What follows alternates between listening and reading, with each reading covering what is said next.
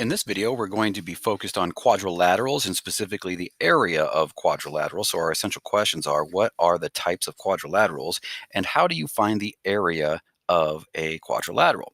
So here we're going to focus on the types of quadrilaterals here shown, and there are basically three families of quadrilaterals, and they're determined by the number of parallel sides that they have. And parallel sides are two sides that will never meet if you extended them. So we have just regular quadrilaterals that have no parallel sides, and they look like this or any oddly shaped quadrilateral that you can come up with. And then we have the next family of quadrilaterals called trapezoids, and trapezoids have one pair of parallel sides. So in this trapezoid, the top and the bottom here are parallel to each other.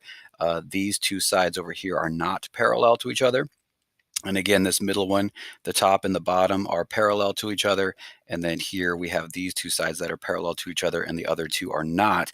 And those families of quadrilaterals are called trapezoids. And then lastly, we have parallelograms. Now, parallelograms include most of the quadrilaterals that you're probably familiar with. And the most common parallelogram is the rectangle. And parallelograms have two pairs of parallel sides, so both pairs of sides are parallel to each other. And then we have the rectangle, which is a special parallelogram that has all equal all equal angles as well. So all 90-degree angles and parallel sides. Then we have a square, which is a type of rectangle that has all equal sides and 90-degree angles. So that's got all equal sides and all equal angles. And then we have something called a rhombus, you may remember. Sometimes it's called a diamond.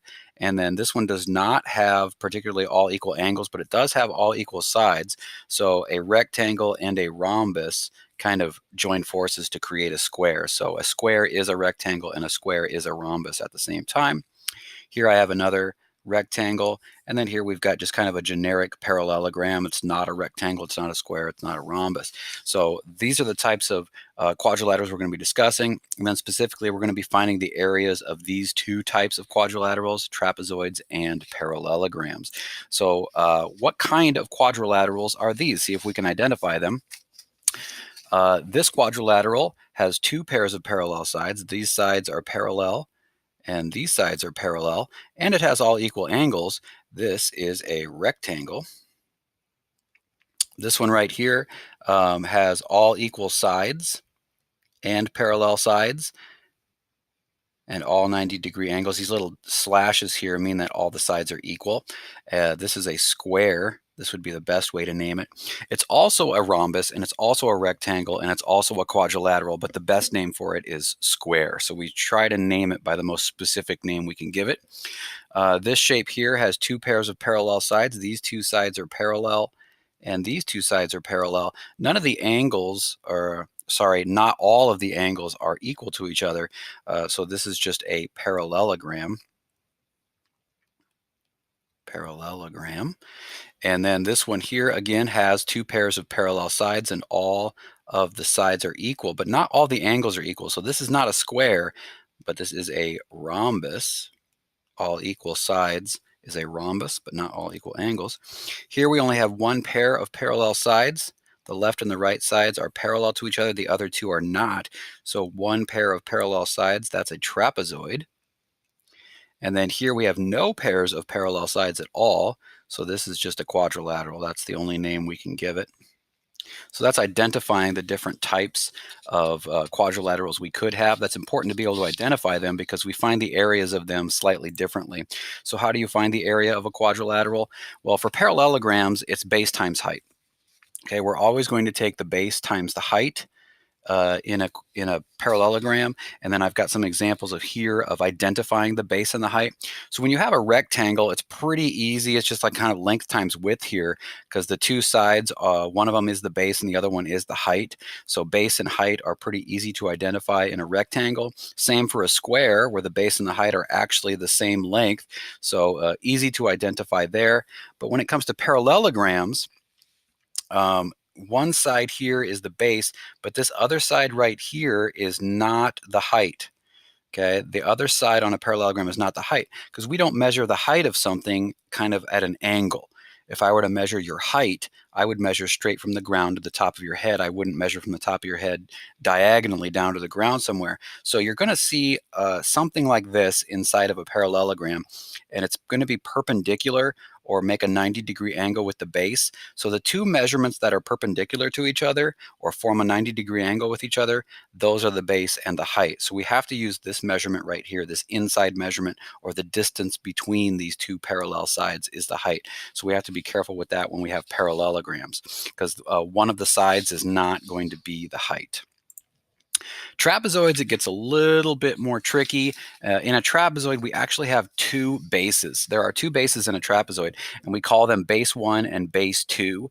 That's what these little sub numbers here are below the B, base 1 and base 2. It really doesn't matter which one you call which, but they are the two parallel sides. The two parallel sides in a trapezoid are the bases. So here I've got several diagrams that identify the parts that you need.